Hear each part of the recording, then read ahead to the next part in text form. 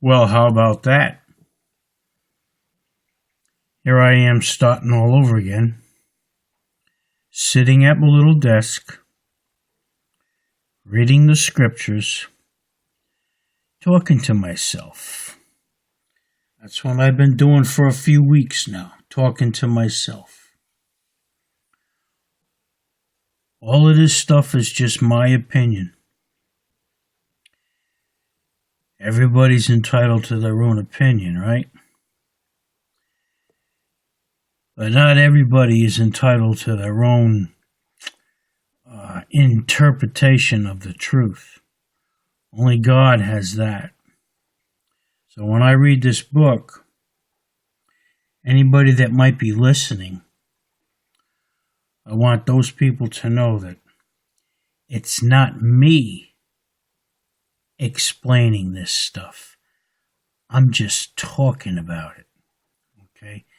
God is the one who reveals the truth to our minds. But you have to put the word in your mind in order for that to work. I had a little plan that I thought up a little while ago of what I might read to myself. And after I started, got my glasses on, I got going, and he guided me into something else. And that's where I'm going to start. Now, keep in mind, I'm entering right in to the middle of a story somewhere. I'm in the book of Deuteronomy. I'm going to start reading at chapter 10. I wasn't going to start reading here, but the guidance brought me back to this spot right here. Remember, this is back during the days of Moses, after he led the people out of Egypt. And God is instructing him and doing things for him. Well, let's start. Deuteronomy chapter 10. Now, when Moses first went up on the mount and he was given instructions, and they were written on what was called tablets of stone. I think it says God's finger wrote this stuff in the stone. And Moses carried them down to the people. Anyway, that's one of the things that happened. So, here we go. At that time, the Lord said unto me, this is Moses talking here, hew thee two tables of stone, like unto the first. Okay, hew me. In other words, make some tables of stone so he can write on them. He already did it once, okay? But they got damaged. Now that's earlier in the story, which we're not going to go into. We're starting right here, and we're going to continue. This is how God corrected the things that went wrong. At that time, the Lord said unto me, hew thee two tables of stone like unto the first, and come up unto me into the mount, and make thee an ark of wood. And I will write on the tables the words that were in the first tables which thou breakest, and thou shalt put them in the ark. Moses broke the first tables. And I made an ark of shittim wood, this is Moses, and hewed two tables of stone like unto the first, and went up into the mount, having the two tables in mine hand. And he wrote on the tables, according to the first writing, the 10 Commandments. Remember the 10 Commandments that the American government does not want you to know? Huh? It's illegal. Huh? They take them out of the schools. They take them out of the courthouses. You can't even put them up near a post office or something. The 10 Commandments of God.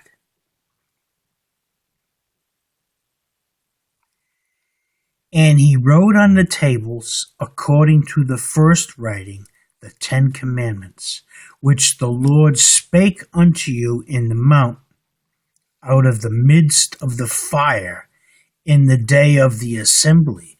And the Lord gave them unto me. And I turned myself, and came down from the mount, and put the tables in the ark, which I had made. And there they be, as the Lord commanded me. And the children of Israel took their journey from, Beeroth, there's them names again, of the children of Jaakan to Mosera. There Aaron died, and there he was buried. And Eleazar his son ministered in the priest office in his stead. Wow. Aaron died. From thence they journeyed unto Gudgoda, and from Gudgoda to Jotbath, a land of rivers of waters. At that time the Lord separated the tribe of Levi to bear the ark of the covenant of the Lord, to stand before the Lord to minister unto him, and to bless in his name unto this day.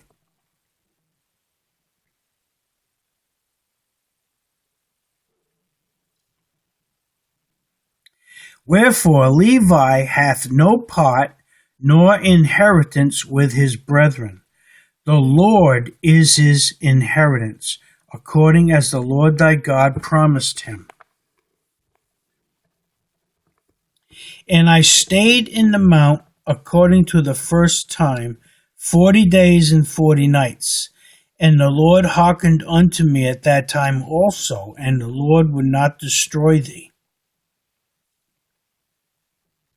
And the Lord said unto me, Arise, take thy journey before the people, that they may go in and possess the land, which I swear unto their fathers to give unto them.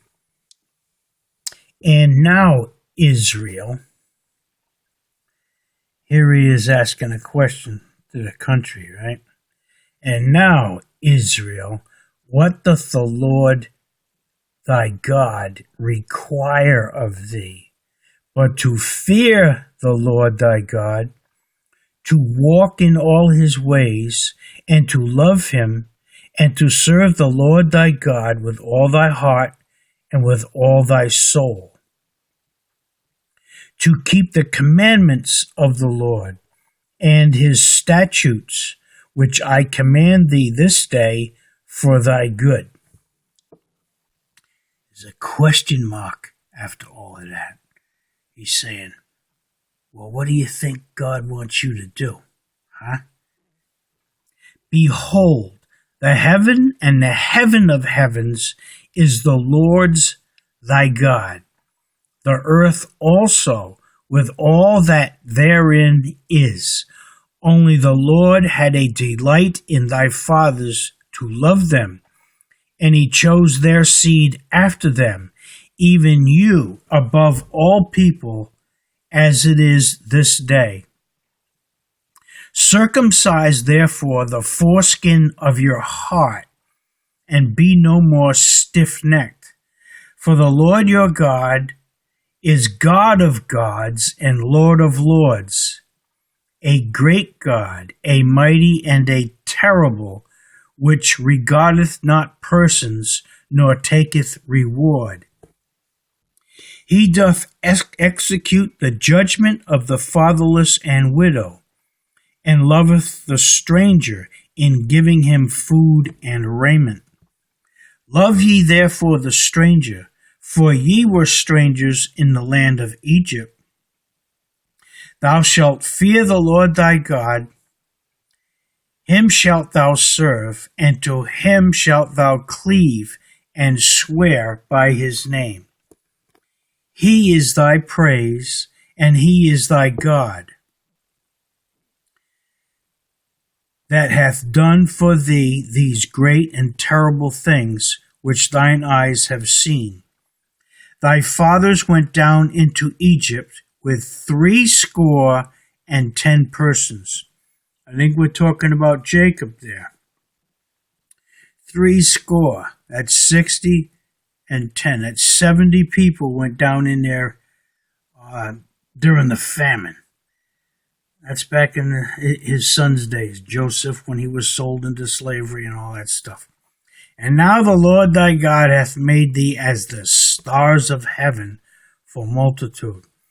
They were in bondage 400 years, and they were having babies, and they were marrying other tribes and stuff. There was a lot of people.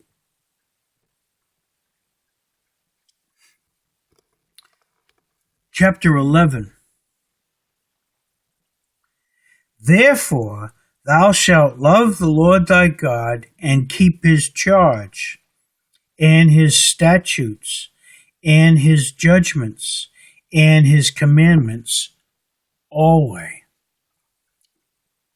all the time.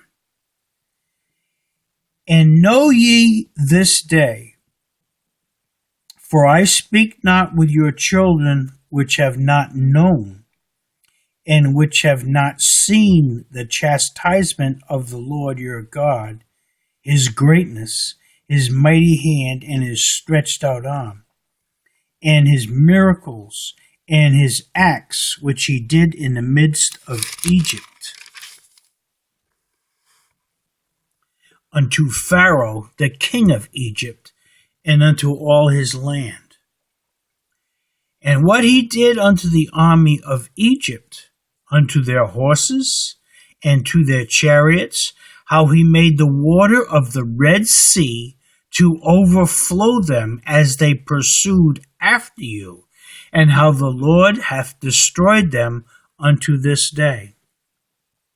And what he did unto you in the wilderness, until he came into this place, and what he did unto Dathan and Abiram, the sons of Eliab, the son of Reuben, how the earth opened her mouth and swallowed them up, and their households, and their tents, and all the substance that was in their possession in the midst of all Israel. Now that was part of the story, which was before what we're reading here, some stuff that happened. And he's reminding the people of all this stuff. Hey man, you saw what I did. I'm going to tell you some more stuff. You better believe it and follow it. Does that happen in America today? Nope. But your eyes have seen all the great acts of the Lord which he did. He's talking to people who knows. Let's see if they follow it.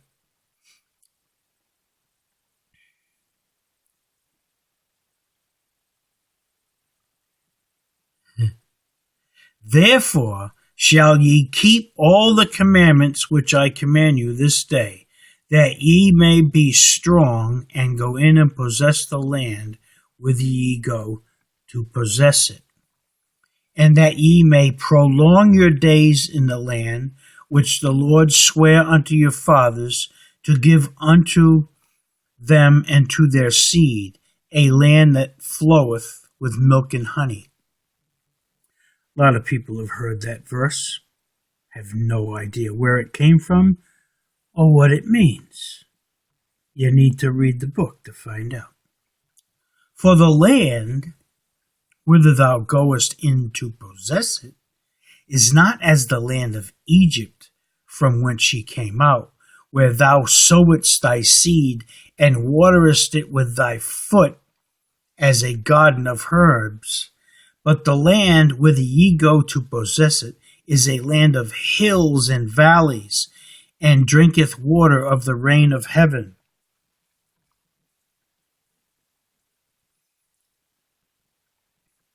A land which the Lord thy God careth for.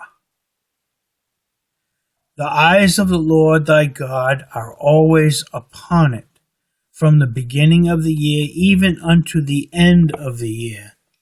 And it shall come to pass, if ye shall hearken diligently unto my commandments, which I command you this day, to love the Lord your God, and to serve him with all your heart and with all your soul.